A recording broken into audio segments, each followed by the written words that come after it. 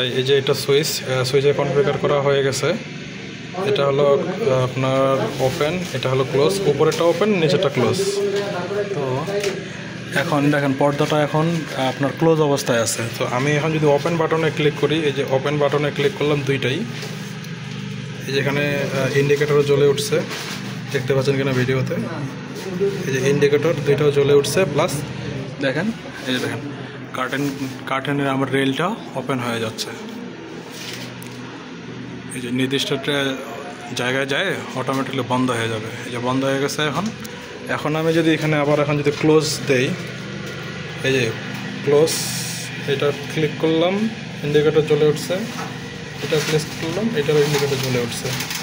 দেখেন কার্টেনটা এইভাবে ক্লোজ হচ্ছে, রেলটা আমার ক্লোজ হয়ে যাচ্ছে। রেল ক্লোজ হওয়া যায় মানে কার্টেনটা ক্লোজ হয়ে যাওয়া।